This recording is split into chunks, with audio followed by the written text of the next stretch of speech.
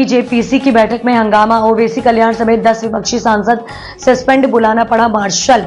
वक्फ संपत्तियों पर चर्चा के लिए गठित संयुक्त संसदीय समिति जेपीसी की बैठक में बड़ा हंगामा हो गया। बैठक के दौरान तीखी बहस और आरोप प्रत्यारोप का दौर ऐसा बढ़ा कि स्थिति संभलने के लिए मार्शलों को बुलाना पड़ा। इस विवाद के बाद असदुद्दीन ओवैसी और कल्याण बनर्जी समेत 10 विपक्षी सांसदों को सस्पेंड कर दिया गया। इस घटना ने संसद और सियासी गलियारों में हलचल मचा दी है। जेपीसी की ये बैठक वक्फ बोर्ड और उसकी संपत्तियों से संबंधित विवादों और अनियमितताओं पर चर्चा करने के लिए बुलाई गई थी।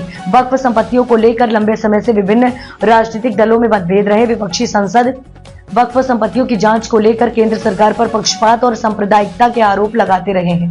बैठक शुरू होते ही सत्ताधारी और विपक्षी दलों के बीच वक्फ संपत्तियों की जांच के मुद्दे पर गर्मागर्म बहस शुरू हो गई है।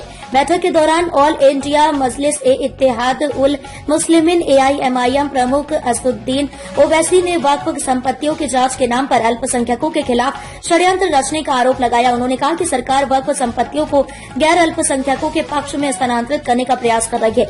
इस पर भाजपा सांसदों ने कड़ी आपत्ति जताई और दोनों पक्षों के बीच तीखी बहस शुरू हो गई है। तृणमूल कांग्रेस के सांसद कल्याण बनर्जी और कांग्रेस के अन्य सांसद भी ओवैसी के समर्थन में खड़े हो गए हैं, जिससे माहौल और गर्म हो गया है।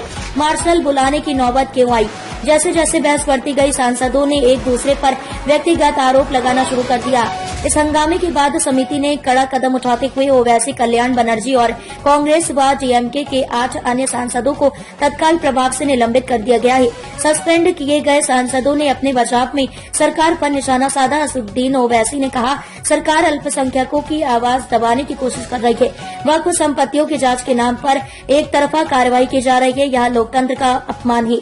कल्याण बनर्जी ने भी आरोप लगाया कि सरकार विपक्ष को सुनने के बजाय तानाशाही रवैया अपना रही है।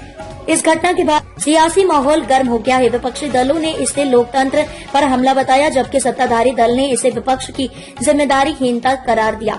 वक्फ संपत्तियों पर जेपीसी की बैठक में हुआ यह हंगामा भारतीय संसद की गरिमा पर सवाल उठाता है। विपक्ष का आरोप है कि सरकार अल्पसंख्यकों के अधिकारों का हनन कर रही है, जबकि सत्ताधारी दल इसे अनुशासनहीनता बता रहा है। अब देखना होगा कि इस विवाद का समाधान कैसे निकलेगा और सस्पेंड किए गए सांसदों का भविष्य क्या होगा। यह घटना न केवल संसद की कार्रवाई को प्रभावित करेगी, बल्कि राजनीतिक विमर्श को भी नई दिशा देगी।